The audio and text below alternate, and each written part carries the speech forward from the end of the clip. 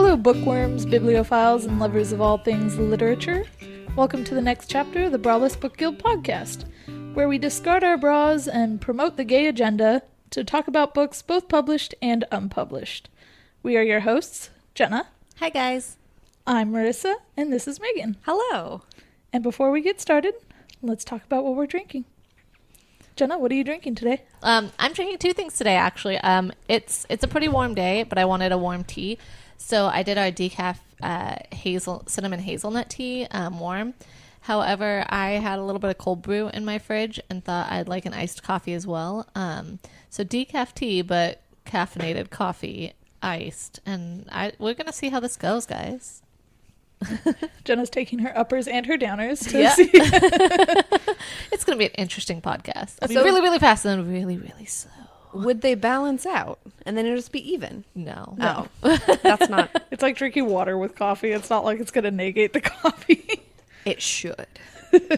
I mean, that's what coffee is, right? Water bean. I think if it was like chamomile or something that's supposed to like be sleepy, maybe. All right, Megan, what about you? What are you drinking? Oh, I'm drinking just your regular boba milk tea. Oh. Because I really wanted something sweet today and chewy. And I've been craving boba milk tea for a hot minute. So it's just your regular flavor. Nothing, no fancy. What is that? What is that purple one? Taro. I almost called it lupin. That's a flower, but it's funny because my favorite place to get oh no, Crash. Anyway, back to boba tea. I can't stand boba tea. Is it the chewy flavor or is it just the flavor? It's just the flavor. Okay. I'm going to take you to boba because we very much enjoy boba tea. And every single time we go, no one, including herself, can remember my mother-in-law's tea. So we have to call my sister-in-law, Kyla, every single time we want to order her tea. And if we can't get a hold of Kyla, it's a guessing game. And my mother-in-law is literally like... Why don't you just write it down in your phone?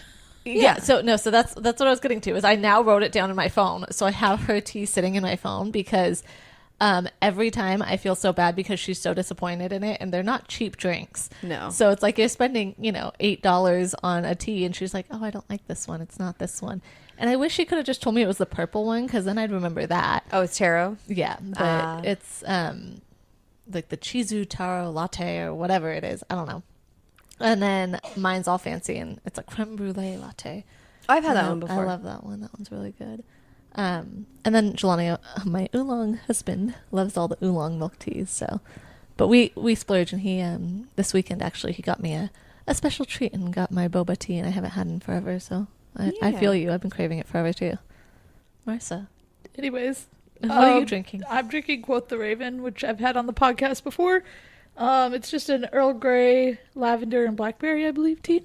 And it's very good. It's a good go-to for me. So, anyways, getting into this episode. Let's promote. Marissa, question. Yes.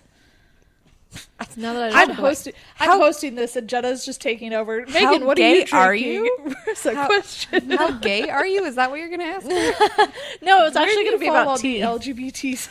It was actually going to be about tea because I was thinking about you guys. And I was thinking about like the teas that you guys enjoy and how we all did that one episode where we picked the teas for each other. Yeah.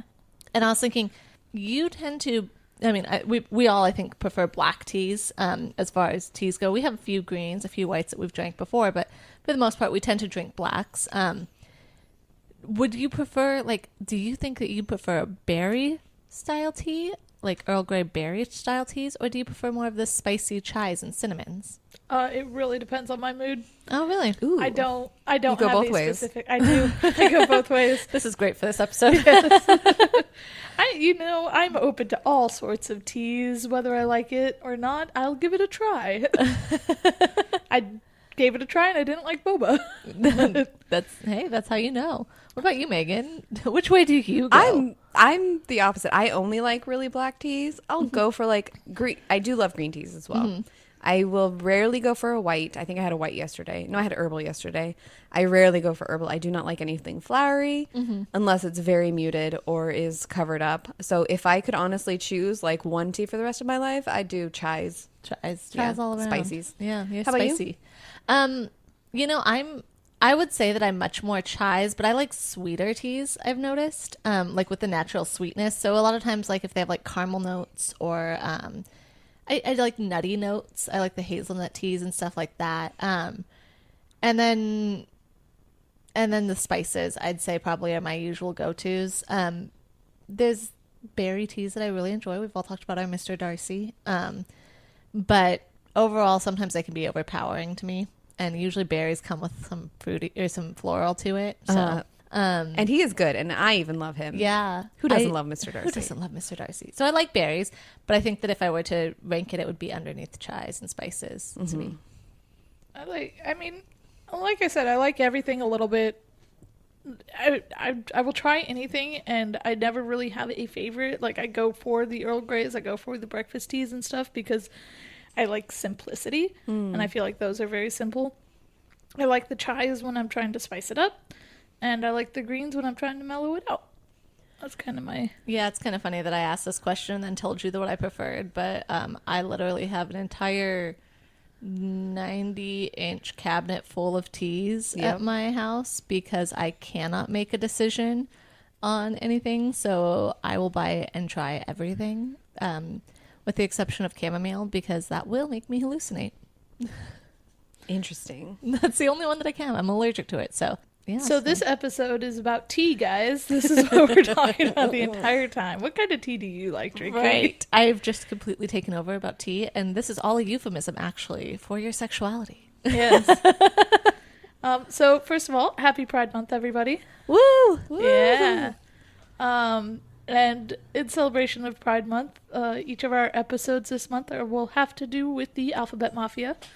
And this first week, we are going to be talking about the first few letters of it, the LGB part. Basically, this first part is going to be a bit more about like sexuality and more about who you love or like romantic interests, I think. So whether it's sapphic, it's gay, it's bisexual, it's pansexual, whatever that might be, I think that's what we're focusing on here.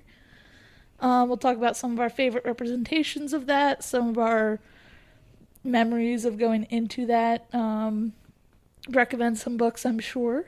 So I'd like to get started. Do you guys have any favorite...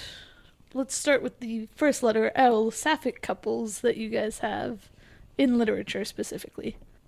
I'm going to let Megan start with this one because it was really hard for me to pick favorites, favorite couples. I tended to realize that I liked a lot of them, so I think Megan's a little more organized. I'm going to let her go with her favorites, and then I'll just blather on and on about Jenna, like stuff. always, doesn't have a list. Yeah, I'm the least organized of all of you guys ever. Which is funny because I'm actually incredibly organized with other things in my life, but for some reason... You double book all the time. Okay, that's true. Since having a child, I am very much not organized too. But no, I try to be very organized with like financials and numbers. I'm very organized with. Everything else in my life can be a little bit chaotic. But yeah, I like to wing it, guys. I'm winging it here. So the first one, and a couple of these are some that I read last year, and the one that one of my like top favorites last year, which I have mentioned before, I got Marissa for her birthday or Christmas, one of those, and it is Flip the Script by Lila Lee, and that is one. Have I gone into depth about what it's about? You talked about it's Korean and that it's like they're actors, I believe, and it's queer. Yeah, and that you didn't know that because you go into books without reading anything about them. Yes. So I went in just knowing that it was Korean, and it's about these actors that are in a Korean drama, and she has to pretend to date her co-star, a male co-star, who, and I'll just spoil it for you, who ends up being, I think, bisexual, which is also really awesome. But he was dating a guy, so he was like, hey, this is all fake, I have someone that I'm interested in and ended up being a guy. And she ends up falling for the rival. In every Korean drama, there's always a rival to the female main character. And so she and her rival just become close, and then they end up falling for each other. And it's very sweet, very cute. And I absolutely loved that one. And yeah, it's called Flip the Script by Lila Lee. Highly recommend it. Nice.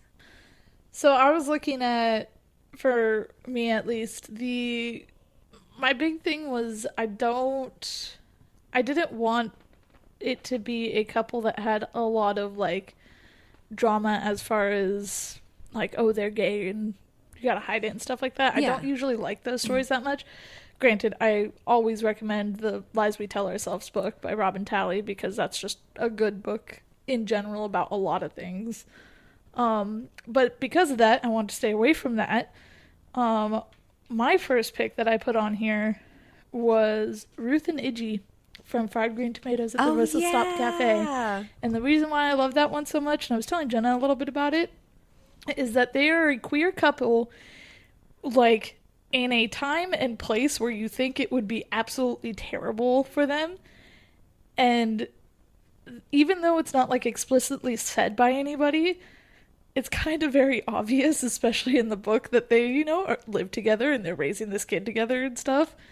And nobody really says anything about it or thinks it's really that weird.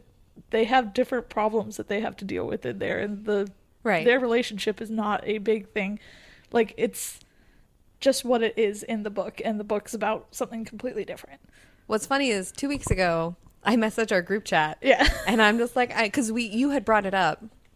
I don't even remember what episode it was. Forever ago. Yeah, you brought it up forever ago. And I was like, oh, it's on Netflix. I'm going to watch it. And I watched it and I messaged it. And I was like, it's so gay. Yeah. Because when I watched it when I was younger, I just remember thinking, oh, they're such good friends. And that's what they were doing, especially in the movie part. So fun fact about that was the scene where they have the food fight in the cafe is a reference to a scene where I think they were either like making out or making love or something like that. And it wasn't like an explicit scene or anything like that, but that scene was put in there as a replacement to that so that it wasn't as queer. Dang it. Who's the director? We need to have some words with them. I know, right? But I think that that's kind of what it beautifully did in the movie, is that it showed it from an outside perspective where the rest of the town pretty much just went and looked at it and went like, oh yeah, they're just good friends, no big deal. And like, that's why in that time and place no one raised their eyebrows at it, because they just wrote it off as like, oh yeah, they're just totally good spinsters. friends. They're spinsters together. Yeah. And society didn't like raise an eyebrow at that. And the movie portrayed it that way. But yeah, I would really be interested in reading the book, because right after Megan said she watched it, I was like, all right, I'm watching it. And I turned it on and I was like, maybe I shouldn't watch this with my son who's trying to copy everything. And it is definitely during a racist time. Oh, and, yeah. There are words that are said that I don't want my son to copy.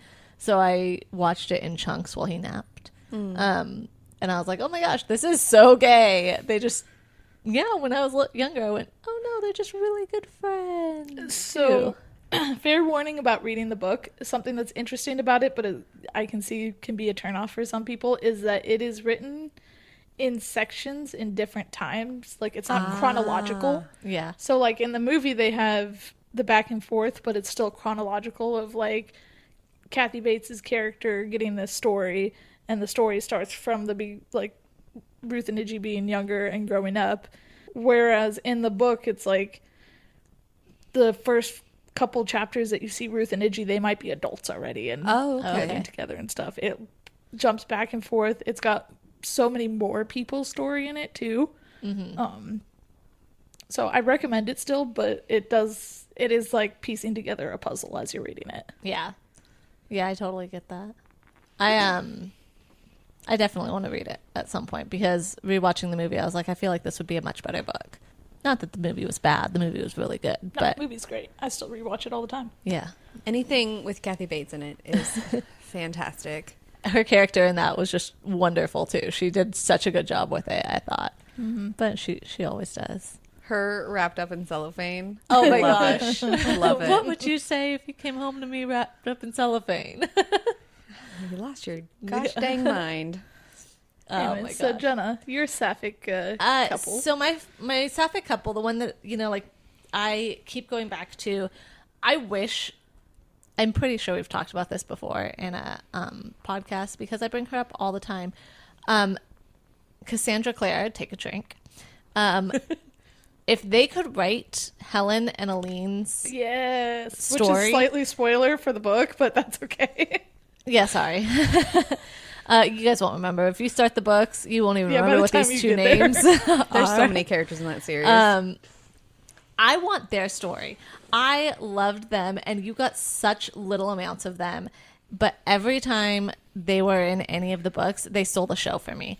And I adored them. I loved their support for each other and how they were, and just everything about them was so wonderful. And actually, I was thinking back to her because I wasn't sure at what point I wanted to bring up Cassandra Clare because she has so much representation. Yep.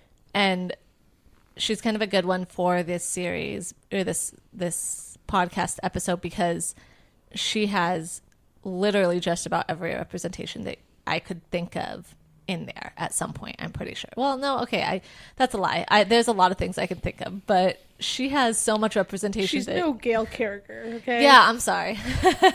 Gail Carriger and then Cassandra Clare.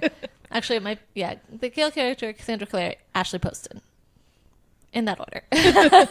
And by that I mean those are the ones I can think of off the top I'm of my going to head. add in a name there, Brandon Sanderson. Oh, well, we haven't read him, so. He's on my list for next week. Wonderful.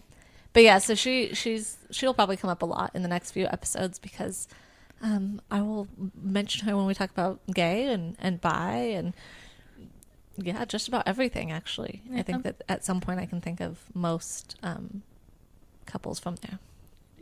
I have two more for Sapphic. If I don't know if you have I'm sure you have plenty more to talk about.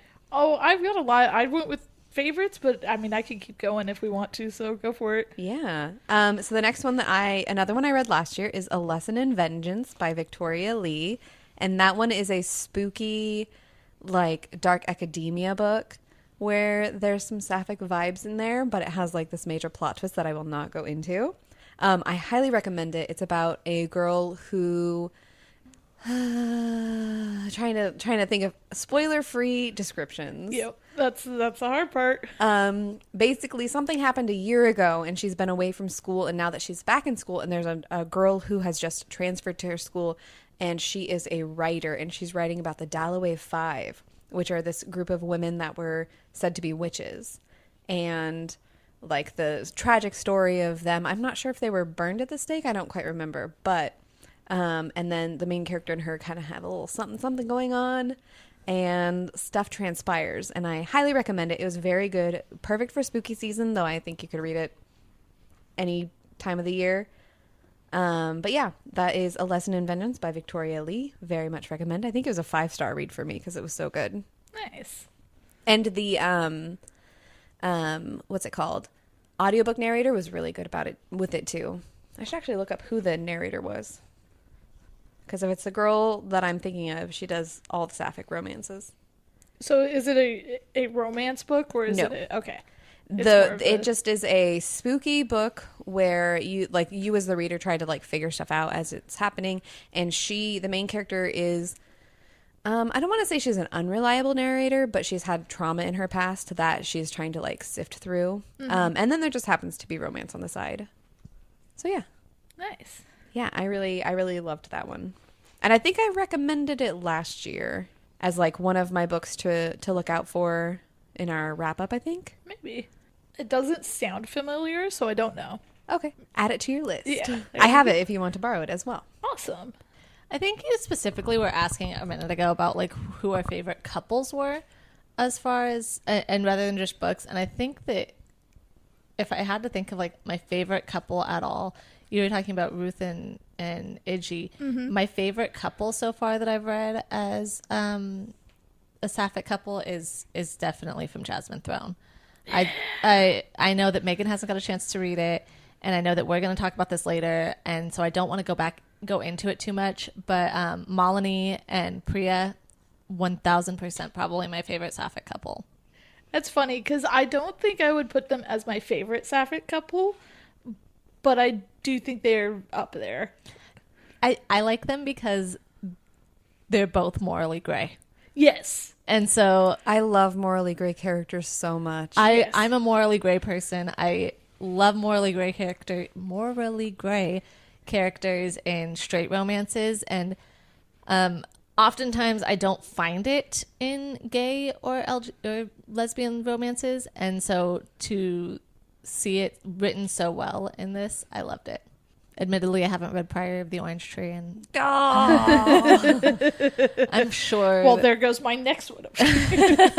And on that note, I do want to go off of that once again, not going into it too much because Megan hasn't read it yet, and she's going to soon-ish. Yeah, once Jenna passes me the book, I'll start on it. Yeah, Jenna. we'll Jenna. I promise. Saturday? But the thing I like about it is that about those two is that, like I was talking about with Ruth and Iggy, it's their love story is not the main plot of the book. Yeah. And so to a fact where it's like almost like there is a love story, but it's so subtle. Yeah. And it's not like in your face, and it's not like instantaneous love and they're all over each other and everything like that. It's just kind of one of those you're watching them slowly fall in love. And it's not over the top. Like I think my favorite part, and I made a note in there at this point, is when, without like giving too much I would away. say be careful, Jenna. Don't Without giving don't too go much into away. it too much. Oh wait, there was a point where one of them just was like, "I'm not ashamed of being attracted to you," and it's like just so straightforward. Like they're not gonna like hide it or be weird about it or like you can't know. And then like, aren't they? It was like, it just was like, I am attracted to you, and that's who I am, and I'm not going to be like ashamed of it, which I thought was cool. That was my entire life. I am always the one to ask my significant others out. That is 100% how I ended up with my husband. Nice. Nice. So my next one was going to be Crier's War. Oh, I forgot about Crier's War. By Nina Varela, I think is how you pronounce the name. So Crier and Ayla in that. And that's something that I liked, where it was that enemies to lovers type thing of she was trying to kill the other one. That was the whole plot of it, was she wanted to kill the princess. Ayla wanted to kill Crier. And the entire time she's like, I'm gonna kill you. It's gonna happen. I'm gonna kill you. As they're making out? Yeah. I'm gonna kill you. I'm gonna kill you. But I think past the love story of those two and just them, trying to accept their attraction to each other, I liked the world that built as well. Okay, this is one I think I binged in like 2 days because I was just trying to get through my Owl Crate TBR. Wasn't one of them a robot? Yeah, so I mean, yes. Or a cyborg or something? It was basically they were made. Okay. So I don't think it was necessarily humans are made. Yeah. They were robots, but they weren't like robots. Yeah. It was more like a cyborg. Want to say like fantasy robots. Yeah. Frankenstein robots. So saying robots makes it seem like they had really advanced technology, and I feel like they didn't have really advanced technology in general. Yeah. I think it was just like basically the story was the queen or something like that was unable to have kids, so a scientist was able to genetically engineer a kid for her, but it was made of like a machine basically. But right. And then it's all coming back to me now. Yeah, and then they kept making these made people, and yeah, everybody is like manufactured, but they slowly became the higher class. I'm looking it up to see what I gave it. And wasn't there a sequel? Yeah, Crier's Roar and Ironheart, I want to say. Ironheart, yeah, that's the second one. I gave it 5 stars, but I don't know if that was a time when my mentality was, did I finish this? Did I not absolutely hate it? 5 stars. Got it. I would probably rate this at like a 4 stars. Yeah, would I probably think that be where I'd put it. With my mentality now, I probably would have given it a 3 or 4. Yeah, I think I read it during a time where I was reading a lot of sapphic novels, that was not as good. And so it definitely stood out as the better ones of those. Which brings me into something I was going to talk about a little bit later. But one of my least favorite things about finding these queer representation novels is that so many of them are written as just like, hey, these two people go on a journey and they fall in love together as they go on a journey. And like this one was not really that. Right. And so that was just a breath of fresh air reading this book. Yeah. Plus I liked like I said, I liked the world that it built, and I liked that it was that enemies to lovers. And Yeah. I would like to actually read the sequel though. So which would mean I'd have to reread the original or the first one. did you not read the sequel? I did not. Oh. Because if I didn't have it on my shelves, I didn't read it. Oh. And then I immediately would forget about it because I had too many books to read. All right. What's your third one, Megan? My third one, which I'm surprised you haven't mentioned, and if you'd like to go more into it, or we can talk about it together, is The Seven Husbands of Evelyn Hugo by Taylor Jenkins Reid. Mm-hmm. Story time. I adore Taylor Jenkins Reid. I read, I listened to the audiobook for, what's the show that just came out? Daisy Jones and the Six. Absolutely loved that book. It was the first time in a long time that I had read like an adult or listened to an adult book. And the way the audiobook was done was like a documentary because that's what the book is. But this was my second book of hers that I read. And I went into it knowing nothing. So I didn't know that it had a sapphic romance in it. And then when she was just like, oh yeah, by the way, even though I have had 7 husbands, it's because I'm hiding the fact that I'm gay. And I was so blown away by it. And I was just like, oh my God, and it was so good. It was so good. This was one of the last books I read last year and loved it. So the opposite happened to me in the fact that I knew it was gay going into it. And it took me forever to get into it because I couldn't, like the tone of it at the very beginning, because you're getting the perspective of the journalist who's going to interview her and everything. Yeah. And I'm like, I couldn't picture it. Like I could, but I just couldn't, like, it wasn't what I thought it was going to be. Mm-hmm. And so I was like, I'll come back to it later. And I'd started again, I'll come back to it later. And I finally sat down and read it. And, you know, you get to the part where she meets her girlfriend, wife person. Mm-hmm. And I'm like, oh, okay, here's the sapphic. Like, let's get into it.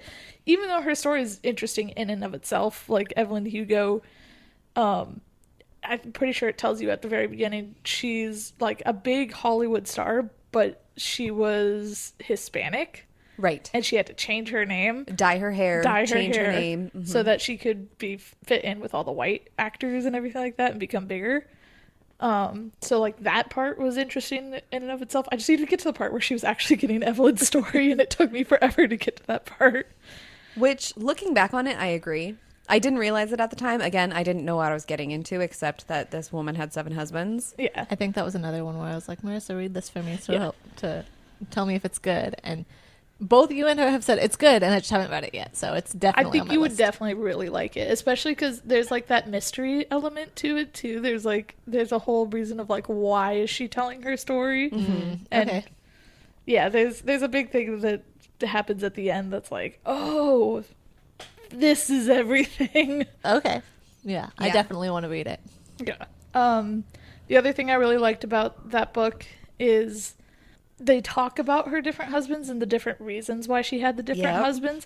And I mean, Evelyn was bi. There were some that she loved. She did, yeah. And her favorite one was her best friend and just all of that. So I don't want to go into it too much because of spoilers of it all, but yeah. I think that's what I liked about it, was each one had a reason and finding out the reasons behind each one. And that even though she was also a morally gray character. Oh, yeah, definitely. But, like, her reasoning behind everything was so, like, understandable that for me, even though she's a morally gray character, she's, like, you sympathize and you understand everything. And even, you know, some of the choices, like, the ultimate plot twist or whatever of it all, you're still just like, God, she's so... But also, I kind of get it. Yep. But, like, yeah. There were so many points in it, too, that I liked that just humanized her. Because I think you go into it and you expect, like, oh, this glamorous Hollywood person. You're like, you're looking at that who's the Meryl Streep character, Devil Wears Prada. That's like, Yeah. that's what I'm thinking going into it. Just this snobby, uptight Hollywood actress. And I think everybody's supposed to think that going into this interview with her. And then you just get her story, and she's just so human. And I loved that. Exactly. Which, for me, since it's very loosely based on Elizabeth Taylor and all of her husbands, even though I'm pretty sure Elizabeth Taylor did not come out as gay or bi later on, that for me, so I imagined her, Elizabeth Taylor, as like this haughty, like, oh, I'm better than everyone because I have so many years in acting. You know, I have the beauty and everything. So that's how I imagined going into it. But I like the way that you put it. In that, you know, she's the Devil Wears Prada. Miranda. Yes. Exactly. I'm definitely adding this. It's moving up on my list. I literally just looked at it on Libby. This is secretly a convince you to read. So Jenna, the reason why you should read The Seven Husbands of Evelyn Hugo is morally great character. Just know that it is slower. That's all right. I could do slow sometimes. I think you'll like it though. I think, like I said, expect it when you first start out, and I think you'll like the character that is the narrator for the journalist. Okay. So it's all about her getting this job to interview Evelyn Hugo and learn about her 7 husbands. And I think that's also what kind of gives her this ethereal image, is that the narrator going into it is just like, she's a movie star. She's so fancy. I'm just a lowly journalist who writes random, not star-studded pieces. Stuff. Yeah. I think, and correct me if I'm wrong, I don't remember fully, but the journalist is biracial, right? I think she was. Yeah. I imagined her as black. Yeah. I imagined her biracial with like the lighter skin tone, but yeah, black. Okay. Honestly, I kind of pictured it a little bit like Kyla. I literally just thought Kyla. Kyla is a beautiful girl. Yes. Kyla, if you're listening to this, you're beautiful. Every time I see her at the tea shop, I'm always just like, God, you just look so well kept today. She always wears cute clothes too. Anyway. She's adorable. Love for Kyla. Yes. Our other best friend. Everyone's sister-in-law. Everyone's sister-in-law, yeah, and then I'd just say the last one I brought up briefly earlier, was Lies We Tell Ourselves. I've been into that. I went into that book earlier in an earlier episode, but it's just one of those ones that just touches on a lot of good subjects, I think. And it was provoked emotion in you that, like, it made you angry at times, it made you happy at times. It was really cool to see that written in the way it was. And even though, it was the whole, like, forbidden because they're gay thing at the time, and I didn't like that, I think the more interesting part was that it was forbidden because they were interracial. Right. And so I was like, oh, God, not only are we gay, but we're also interracial, and we're dealing with segregation right now. And it was the enemies to lovers, because it started out that both of them had a lot of prejudice against each other because of their race and the time and place that they were growing up. It's got it all. I loved it because it gave you both sides of it, where you had the white girl who was convinced that she wasn't being racist. They had to be separated. They didn't have to come integrate into their school and stuff like that. And it just wouldn't work out. And why can't they just be happy with what they have, and blah, blah, blah. And you're sitting there like, God, you're so wrong. And then you have the black girl that's like, God, this prissy white girl up here that just thinks she's better than everyone.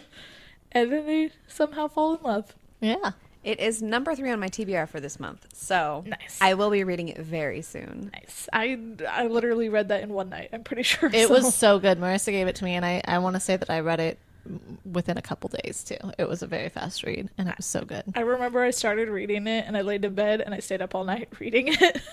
And then I woke up. I think I woke up the next morning and told Jenna she had to read this. Yeah, I think it was like we were living together, and she just like handed it to me and was like, please read this. You come out of your room, dark circles under your eyes. You're like, Jenna.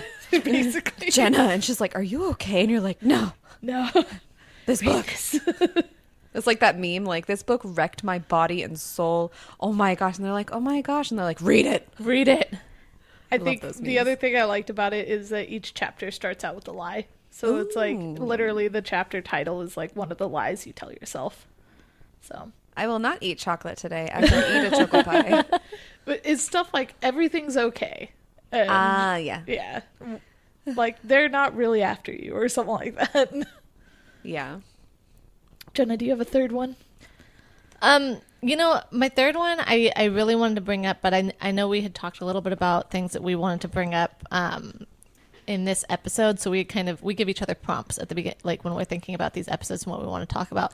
And so we kind of give each other like ideas of what we're thinking about bringing up. And my next one goes into the prompt of what's your first experience with a gay novel. So Which I'm totally fine going into that one next. 'Cause I Segue. think that's good. okay, I was gonna say we can either segue or I can hold. No, until- go for it.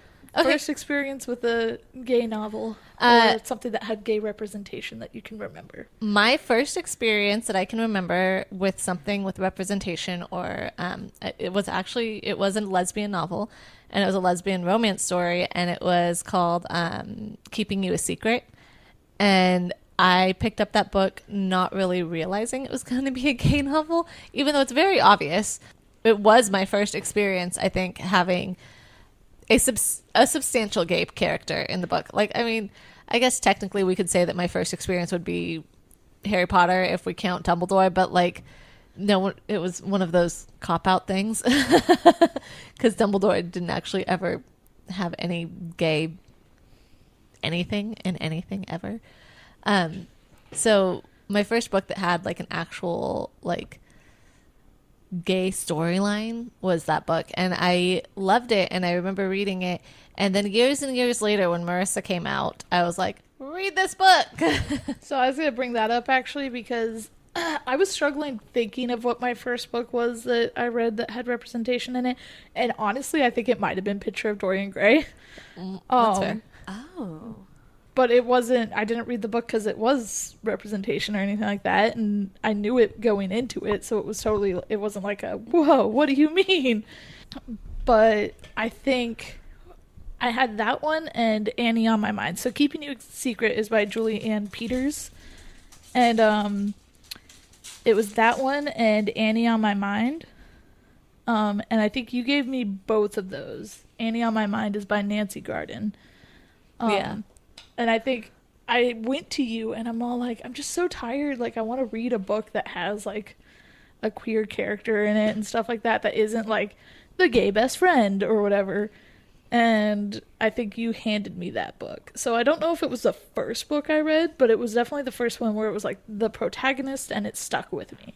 Yeah, I remember it was interesting for me because I had read that many years before that, and then for a long time it was you just read books that I gave you, or you had your own books, but like I'd be like, Marissa, read this, Marissa, read this, Marissa, read, and it was a lot of heterosexual romances, and you're like, look, I am out. I want something that I can relate to. I want something that's not just side representation. And I had read that, and I was like, so here you are. I've read these before. They were really good.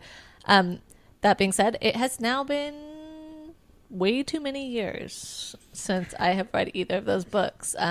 But it hasn't been that long since you've read them, I don't think. I want to say it was... I don't remember Annie on My Mind that well. I think I actually liked that one better than Keeping You a Secret, but I don't fully remember. Mm-hmm. Both of them were high school stories about these people accepting who they are and like finding love with somebody of the same gender, and am I going to come out? Am I not going to come out? Right.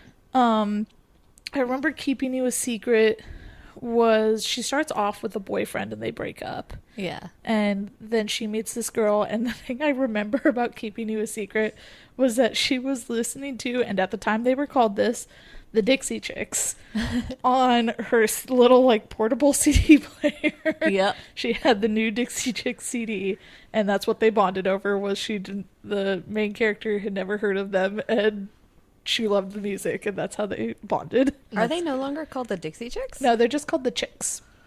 Yeah. They took out the Dixie because of the connotation of racism. Yeah. I had no idea that was a thing. Yeah. So you can still find them as Dixie Chicks on things, but they if you just don't search Dixie Chicks, it'll just take out the Dixie and it'll show you the Chicks. There's my interesting fact for the day. Yep. Yeah. Thank you for supplying that. Megan, do you remember what your first read was that had representation? Yes, actually. I actually had to look it up because I had to look up something to make sure. But Garth Nix, my take a drink. Take a drink. Garth Nix, Lyriel. I'll actually go more into that later in a future episode. But Lyriel lives among the Clare, which are like these fortune tellers. And this is a part of the abortion series.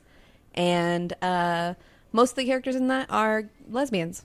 Because they're all women. Yeah. The fortune tellers are all women, and they're all mostly lesbians because they're all women in a glacier. Women's society.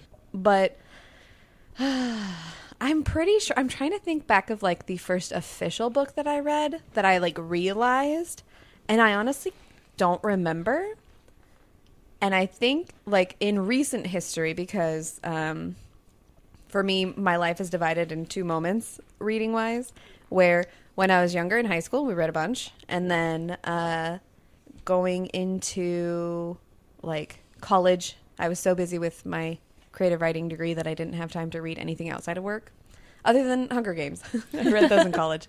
And then moving to Korea and not reading anything until we all got together again. So that was 2017? Yeah. So then for me, it was A Fire and Stars by, I don't remember who the author was. Aubrey Colthurst, or Aristotle and Dante discover the secrets of the universe or something. Yeah, I think that was the title. Because you guys gave that one to me. Yeah, that was a good one. I gave it to you. I haven't read it yet. Oh, such a good one. Interesting. Mm-hmm. Although you probably won't like it because it is that. I'm not gay. Or am I? Yeah. So yeah, that's like recent memory of and now there's so many out there, and it makes me so happy. Oh, I know. I was looking up because I'm like, I can't remember everything that I've read. And like I said, I'm sure I read something that had representation before I read Keeping You a Secret and Annie on My Mind. But nothing popped into my head for that. But when I was looking it up, I saw this book, and it is called, I have it somewhere written in here, Love in the Time of Global Warming. Oh. Which was a retelling of the Odyssey, basically, in a post-apocalyptic world where this girl is going, I think she's searching for her family or something like that, and she, like, runs into a literal giant at, like, the superstore, and, like, basically goes on this Odyssey adventure that's, like, the literal Odyssey retold. But she meets, like, 3 friends along the way, and all of them are queer in some way. Oh. But don't remember it that well, so I can't remember if it was a high rating or not. Yeah. I just remember I was like, oh, a retelling of the Odyssey, and it's queer. I'm going to Right. read it. And then, there's always fan fiction out there. Yeah, honestly, that was what I read most of the time. That's what I got a lot of, and it was all fan fiction based off of, like, shows and stuff like that. It wasn't based off of books that I read. So let's move on to gay couples, especially since you brought up Aristotle and Dante. Do you have any favorite gay couples in literature?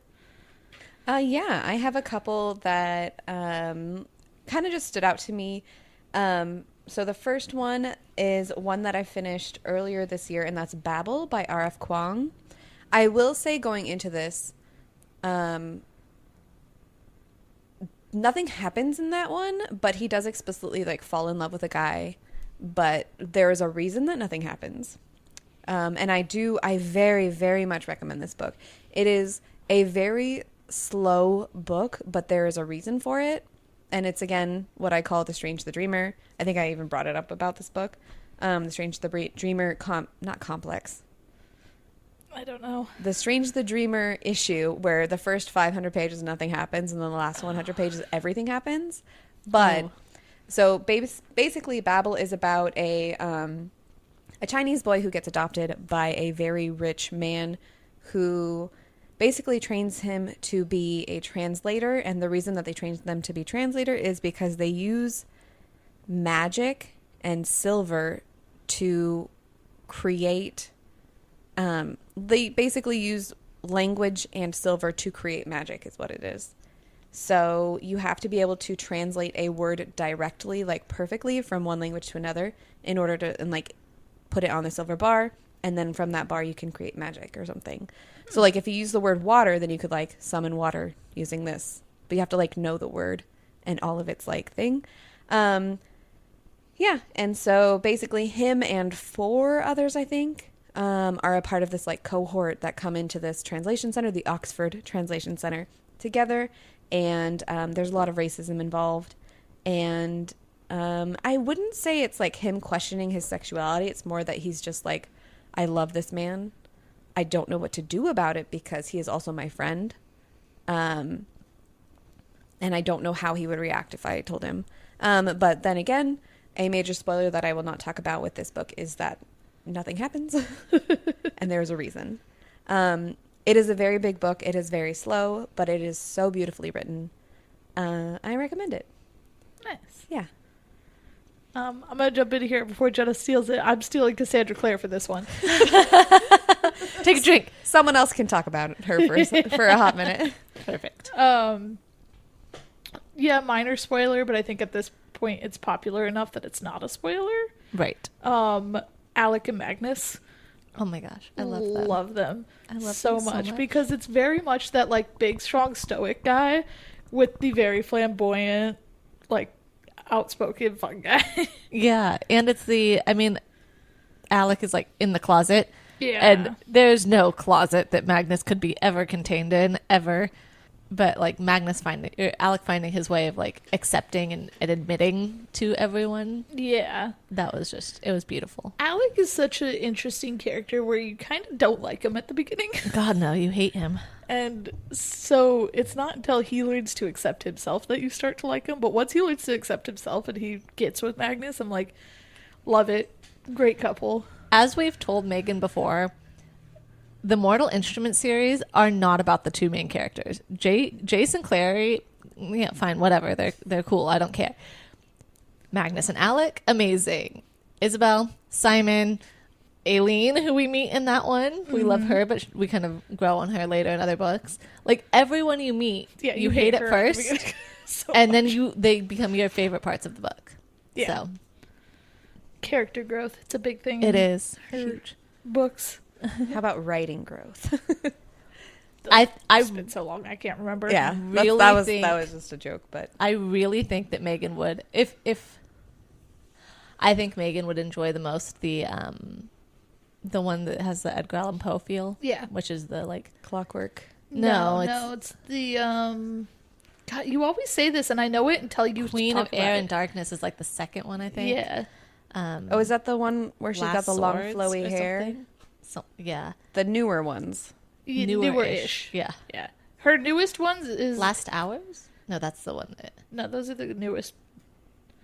The newest ones are the ones that are right after the Clockwork ones.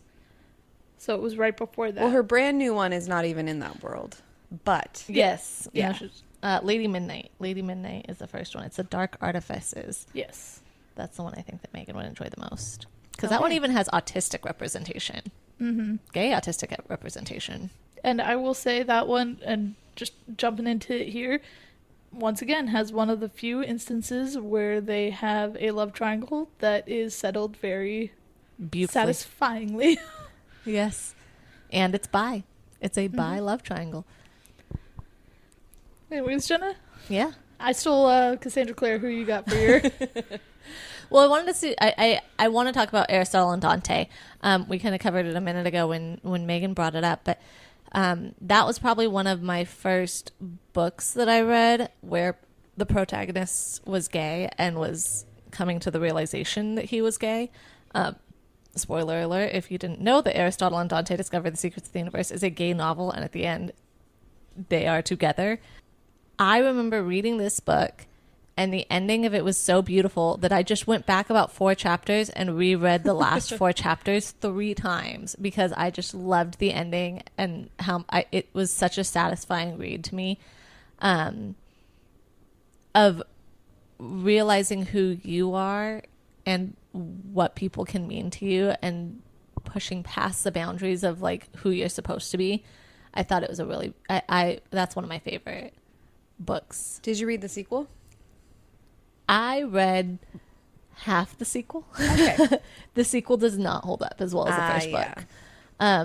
And it's funny, actually, our friend that we've talked about, Kathy, I don't know if we've talked about her on here, but she's the one who told me to read Aristotle and Dante. And we both found out that there was a sequel together, and we're like, oh my God, we have to read this. And both of us said the same thing. We read about half of it, and I don't know if she ever even finished it. I definitely didn't, but we were both like, oh, it's a little underwhelming. It wasn't what we were looking for. Yeah. But the first one was great. All right. You got any more gay or? Yeah, I have a couple. I just recently finished this one, and it's I Hope You Get This Message by Farah Nasrishi, and it's from the point of view of 3 characters, and one of them is gay, and it starts off with him in a very precarious situation, very sexual situation. So it immediately starts off, so you know immediately from the get-go that he is. Yeah, and that one is basically an alien sends a message to Earth saying, like, hey, we're unhappy with how you guys have dealt, humans, how you've dealt with Earth, so we're going to annihilate you in 7 days. And basically everyone's just like, oh, what are we going to do with our life? And so the 3 characters kind of come together, and they all have, like, connections with each other. It was really cool. I loved the way everything was connected, and the ending was something that I honestly did not expect. So I do recommend it if you're into, like, more sci-fi, end of the world kind of thing. But yeah, that's another one where the gay part is not, like, a main part of the story. It's just, he just happens to be gay.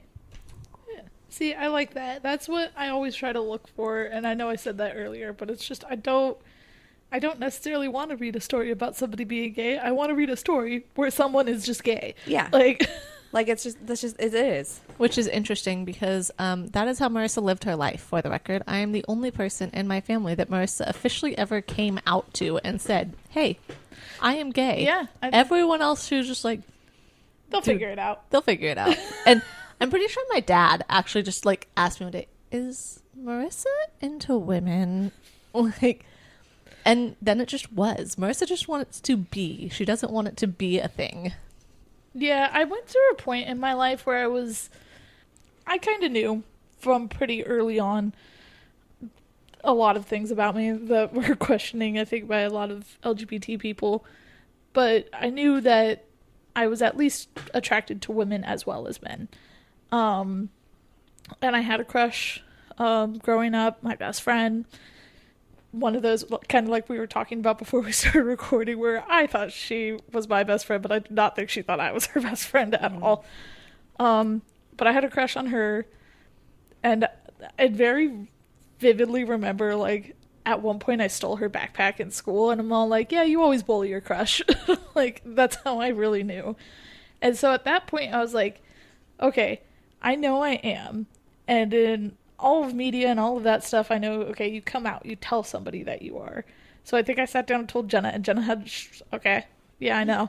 And just did not, like, do it. She was not like, oh, I'm so glad you came to me. Like, I think if I had told Jenna this now, if obviously she knows now, but, like, surprise! What? At the time, because Jenna was this teenager that was in high school and didn't really care. Oh. It's not so much that. I think that it was the same thing for you and my brother. Like, both of you guys, I just kind of assumed very early on that you were. And my mom used to get so mad at me for saying, Jake's gay, Jake's gay, Jake's gay. She's like, stop saying that. And I'm like, he's dating a man. Like, I don't know what else you want me to say. And then Jake came out, and it was this big thing. And then you told me, and it was just like, yes, I've known this forever. Like, that was the other thing, is that Jake came out first. So it was like, I mean, stole your limelight. I didn't really want the limelight anyways, okay. But Jake was going to steal the limelight no matter what I wanted. That's just how Jake is. He's the star of the show. Jake is the main character. Yeah. But yeah, I went through this point in my life where it was like, okay, I accepted the fact that I'm gay, and I'm like, does that mean everything about me has to be gay? And so I got overly into it. Like, okay, I got this representation that I have to, like, now outwardly express and show. And I've just gotten to this point now where I'm like, I mean, not now, for the past X amount of years, where I'm just like, okay, that's not the most interesting thing about me. Yeah. Like, yeah, I'm gay, but it doesn't have to be broadcasted everywhere. Unlike now, where I'm broadcasted everywhere. Hey guys, I'm gay. I'm coming out to you all right now. And let's talk about gay books. Yes, let's talk about gay books. I love it. Yeah. So yeah, So for me, if I'm gonna go into my next stands out to me gay read. I liked Red, White, and Royal Blue, even though Oh, I forgot about that one. Yeah. Oh God, don't talk about this with Lee. but I he haven't doesn't told Lee read the about- books. He No, watches the he movies. watches the movies, but he'll still talk your ear off about it. I haven't told watched us the about movies. I haven't told him about this podcast, so we're safe right now. Oh, but good. if you Good. Yeah, the book. I loved the book. It was so cute. It was so stinking cute. I adored that book. It was another one of those ones that I Casey- devoured. By Casey McQuiston. Let's look that up. I literally had it right here. McQuiston. And I don't know why. I just always said McQueen in my head. It's not McQueen, but Cars just apparently took over my my brain when I was reading that. Which is fair. I think I read it pregnant. So, but yeah, I loved that book. That was such a good book. And it was cute. It was... The whole idea of that was that it was the President of the United States' son and the Prince of England. And they hated each other and had this rivalry and then fall in love. And I liked it. It was well written and super adorable. It was just so fluffy. I loved it. It was so fluffy and cute. Yeah. Although graphic. So if you're not looking for a graphic gay novel, be prepared. It is technically a adult romance. Yes. So when you go into an adult romance, what do you expect? Yes. Smut. So I don't think I noticed that it was an adult romance when I got it because I just picked it up at a bookstore in one of the those adult romance section. No, at Barnes and Noble where Oh, they on the have tables. like tables out Yeah. and about, like popular reads, and I just was like, okay, cool. And it was the beginning of the adult romance having that like very obvious cover. If you guys know what I'm talking about, like the bright color with like little people that don't. Oh, the cartoony. Yeah. So adult romances now, all the adult romances have that type of cover, but it was the beginning part of when it was starting to become popular for adult romances to have that.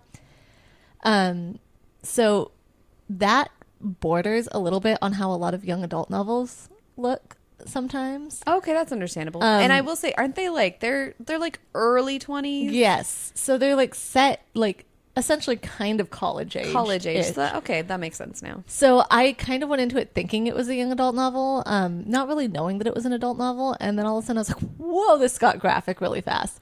But they're exploring their sexuality, and it progresses as you would explore your sexuality, and I just was like, "Wow, I did not anticipate that happening in this book."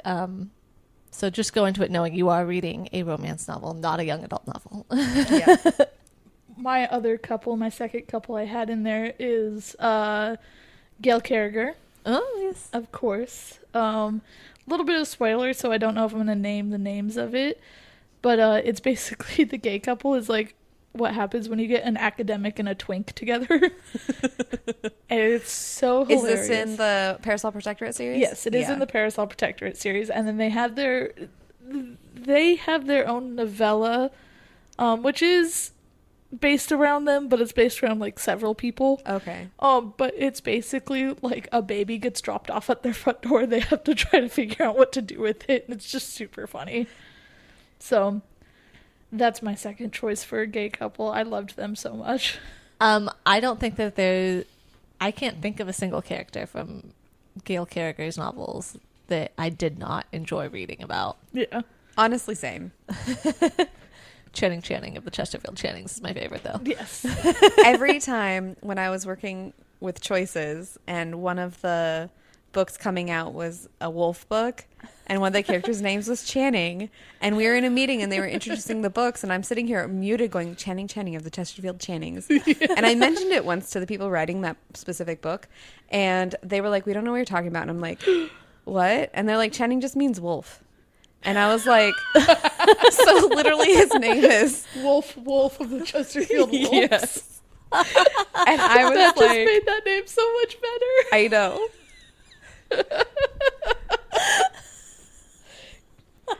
So, yeah. You know, you guys hate when you're in a situation and you have this meme or whatever joke in your head and nobody gets it. Yep. Yep.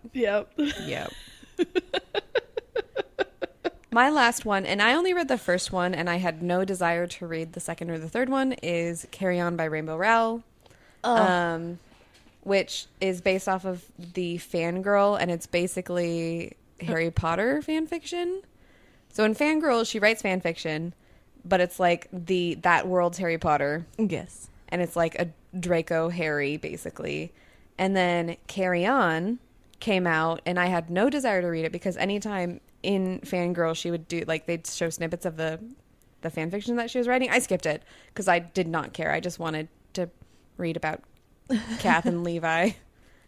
But I did read Carry On. I was not really impressed with it. I didn't really care. But it went on to go have 3 whole books. And the names are Carry On, Wayward Son, and Anyway the Wind Blows. Yeah. And yeah. Yep. Pretty good. I only knew about Carry On, so.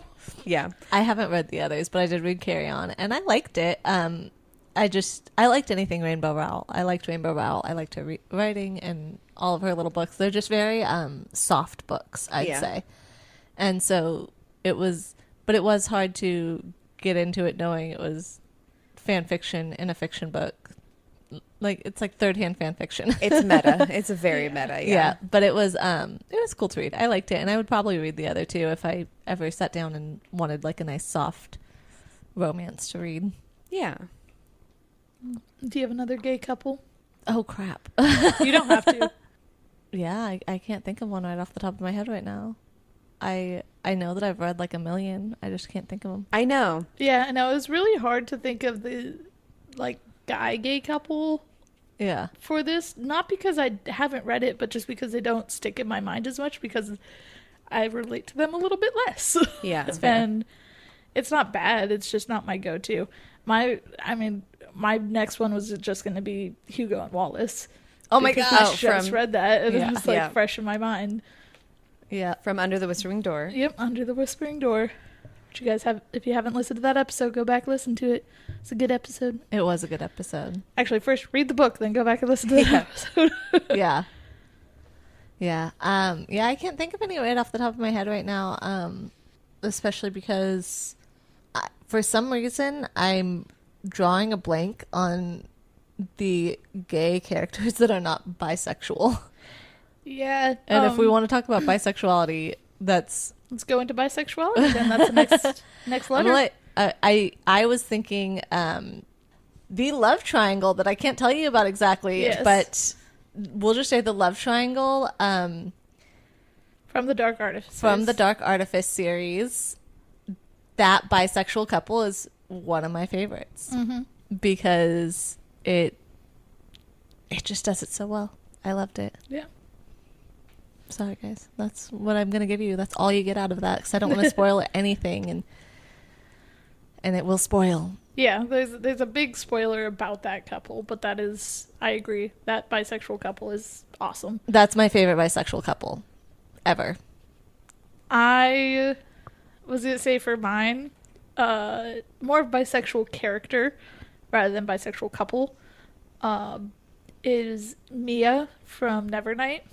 Oh yeah. yeah. I forgot about her as well. Yeah, so that was one of those ones where, once again, I went into the story, and I'm like, I heard it was a sapphic story, so I'm reading it, and then she has a male love interest in The it. entire first book. And I'm like, well, that's the thing is, like, at first, because I'm like, oh, they're just going to be friends. They're just going to be because it's a sapphic story. I've and heard then she's there's sapphic. smut. And then there's smut, and I'm like, well, there's smut in literally the first scene. Yeah. Literally the first scene. But I was like, oh, I didn't expect this.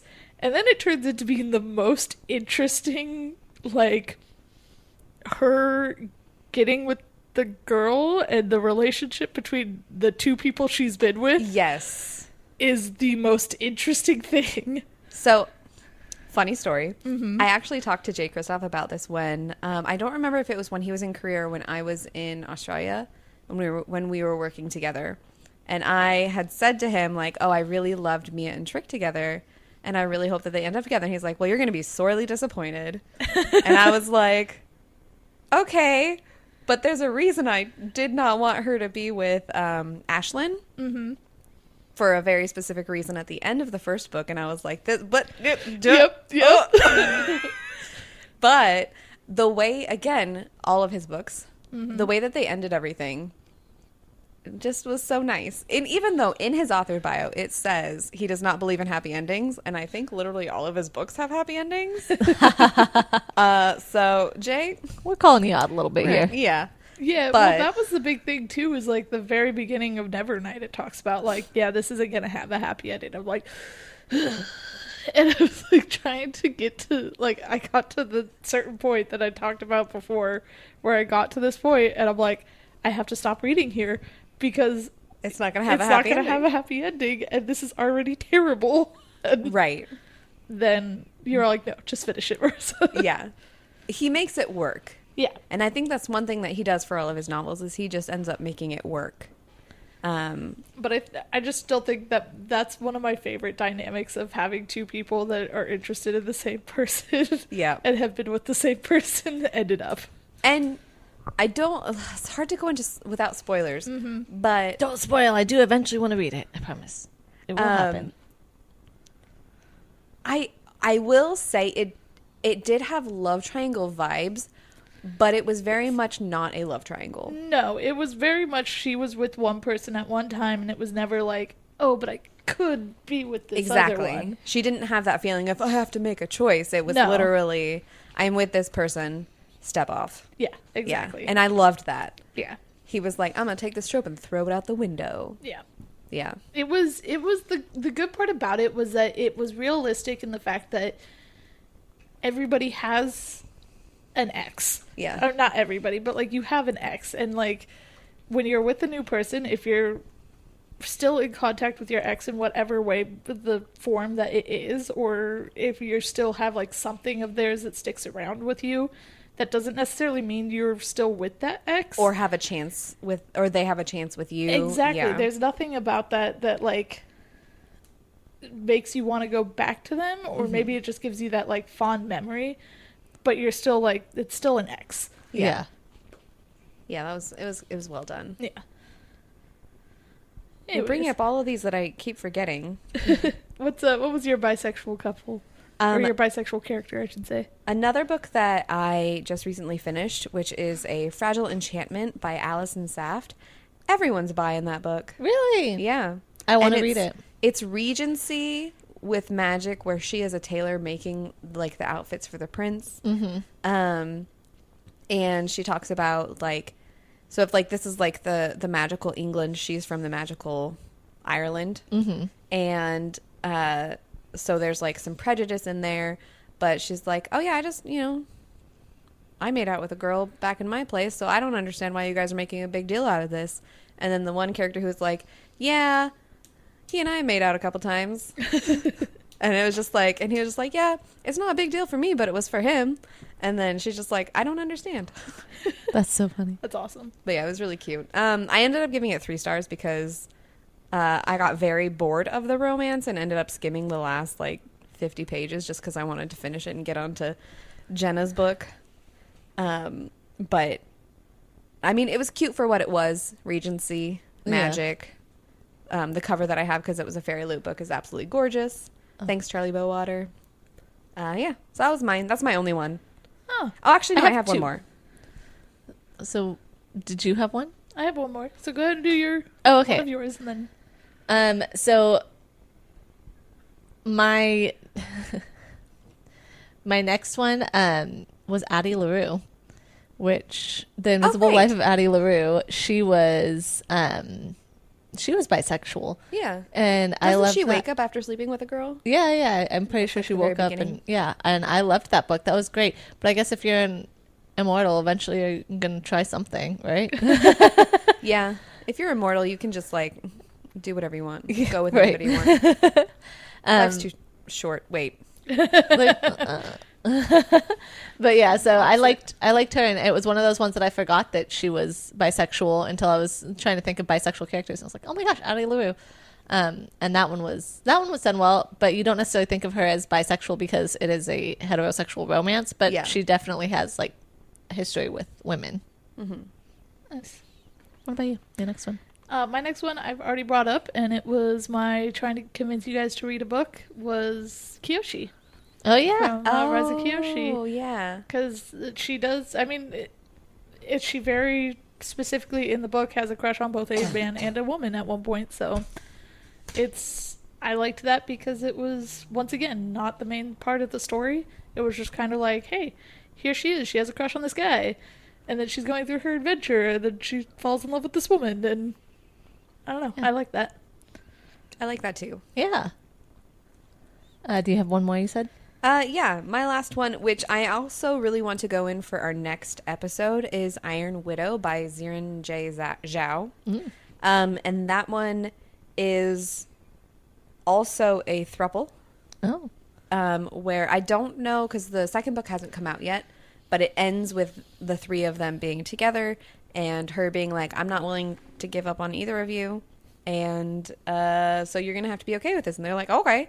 And they kind of have like a moment together where they're just like, maybe we could work too. And she was like, yes. So I really hope when book 2 does come out, that there will be more of that like dynamic in there. Mm-hmm. Yeah. But I'll go more on it because it has a lot to do with like gender Nice. for our next episode. Yeah. Cool.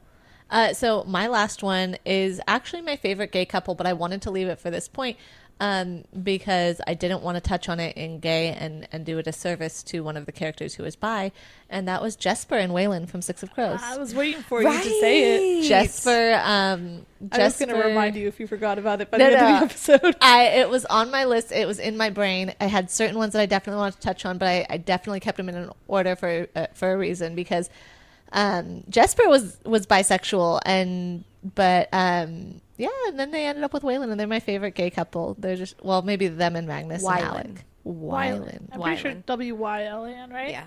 Yeah, I add vowels and consonants to people's names all the time in my head. Who was the one that you did, Arthie? Arthie. Yeah. Artie. Wylan? Yeah, Wylan. Wylan Van Eck. But yeah, they were my favorite. I loved them.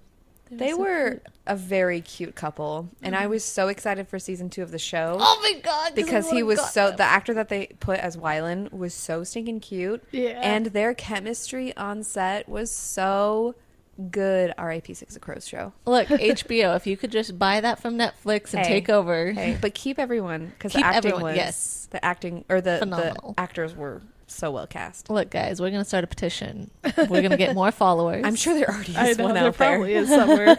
But we are a podcast, so we're gonna get followers and we're gonna make this loud. Spread the All right. word. Spread the Yep. word, guys. All right. All right, so is there any honorable mentions or anything else you guys want to go to before we go to the quote? No, not that I what can we're think of. reading? I'm sure that as soon as this episode ends and I'm driving home, I will think of 500 I different know. people that I want Yeah, to talk that's how it about. always goes. Yeah. So that's what I think our future episode for the plus Yes. is going to be, is anything that you didn't forget or any other representation that's out there. Is Yeah, absolutely. I think I'm so curious, and I can't wait to hear what our listeners' favorites are. I want to know what other people find their favorite couples are. I will say, looking up these books, I found a lot of books that I wanted to read. Yeah. So now some of them I didn't, just because I'm like, this was very clearly like trying to look it up. It was all like, here's a book about a gay couple, where I was like, no, I just want a book with a gay character. Like, It was so much harder to find them as like books with characters, because there was some that I was trying to remember. Like, I remember that side characters were my favorites. Like their gay story were my favorite, but they weren't necessarily the protagonist. mm-hmm. But trying to figure out and remember which books those were, it was much Yeah. harder to be like, hey, what's a book with gay side characters? And it's like, let me talk about whether or not young adult books should have gay side characters or not in like a blog post. And I was like, that's not what I'm looking for. I just want a list. Give me a list, because I can't remember. Oh, honorable mention for a bi character though, really quickly. Gail Carriger's Alexia, Oh, yeah. the main character. Oh, yeah. Even though the entire story she's with a man, in the novella about Genevieve Mm-hmm. and her romantic interest, her romantic interest meets Alexia and is like talking about it, and Alexia goes, I always wondered what it would be like with Genevieve. And she's all like, what? It's like, well, you see, I'm the type of woman that wants to try all of the treats on the table. Like, I love Alexia. I think still she was my favorite series to read out of all of the Gail characters, just because she made me laugh so much with her foods and like yeah. like I'm a foodie, so her like references to food, just no matter how tasty the pesto. Yep. Never go to Italy, no matter how tasty the pesto. Can't actually finish that quote without giving spoilers. Yep. I remember in the second book when Genevieve is introduced, and I remember being like, she's married. She would never. She would never. Yeah. Even though Genevieve is like very appealing for her, and she's like thinks about it a couple times. I was like, she would never. Yeah. Yeah. That's the hard part, where it was like she's in a committed relationship, but Yeah. if she wasn't, If she wasn't, I would root for them so bad. Oh, yeah. But also, her and I forgot Lord McCon. Lord McCon. Yeah. Yeah. That I did love them together. Yeah. They were great. So I made a list of some books that are coming out this month Yes. to keep an eye out for, and the first one is We Mostly Come Out at Night, which is a little play on words that I loved it, and that is a bunch of short stories about LGBT representation in a witchy or ghouly or like kind of spooky stories. That's so cute. I know. I'm actually really interested in that one. And the next one is Wish You Were Here by Erin Baldwin. I don't know these. I just know that they're, I don't Listed know, to like, come out. because I never look at the descriptions. Yeah. So I am the worst to tell you what these are about. But keep an eye out for them. The next one is, I do know this one actually. A Tale of Two Nights by James Percachetti and L.S. Byler, or I think that's an E. Byler. Sorry if I'm mispronouncing your name. And I do know that one is a Lancelot and Tristan retelling where they go on an adventure together and find love while they're trying to save Arthur's kingdom. Nice. So that's a King Arthur retelling. And then the next one is The Ghost of Us by James L. Sutter. So these are just a couple books that are coming out. If you have more, don't hesitate to let us know and we can shout them out. When Marissa Marissa. when Marissa and I were looking up books that were sapphic and gay to kind of stir our memories and remember things, I ran across that they have a sapphic young adult novel based off of The Importance of Being Earnest. Oh yeah. And Marissa and I both love The Importance of Being Earnest, and I was like, I want to read this. None of us have read it, but I did want to throw it out there that it's called Especially Earnest by Molly Horan. So I cannot say whether or not it's good. I have no idea, but I would love to read that book. Do you know if it's written in script form, or Ooh, I do not know. because The Importance of Being Earnest is a script? Yes, I know. Is it originally a play, right? Yes. Yes. Yeah. It just says it's with a wink towards Oscar Wilde's beloved play. So it probably is not, but that would be really cool. But yeah, it looks like it's a high school kind of story, but I thought when I saw that, I can't say whether or not it's good.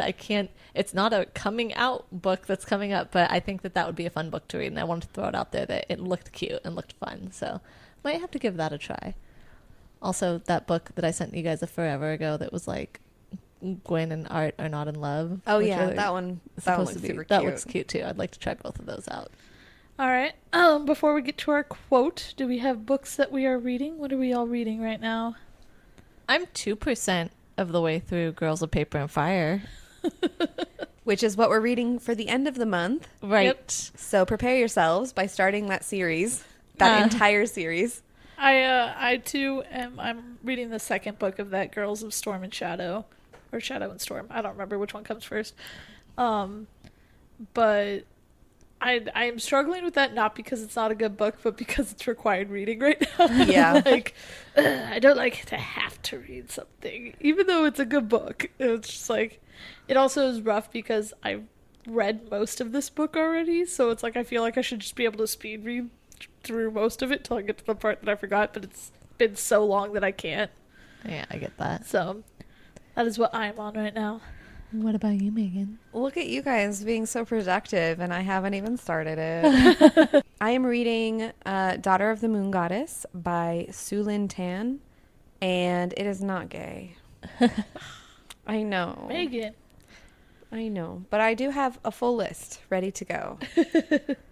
So once this is done, that's an audiobook, and I'm also reading Jenna's required reading for our book exchange, which is The Unmaking of June Farrow. Yep. By Adrienne Young. Also not And gay. Also not gay. I Oh. needed a little bit of a break. I'm not gonna lie.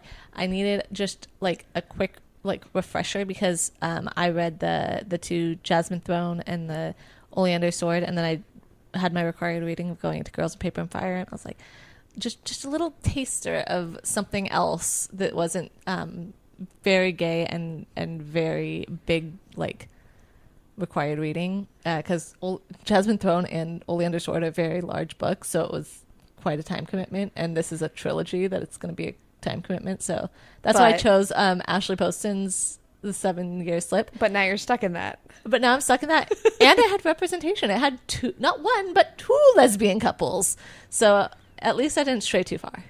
That's good. It's a similar thing with me where I'm like, I had read Jasmine Throne and the Oleander Sword, and then I read Eon?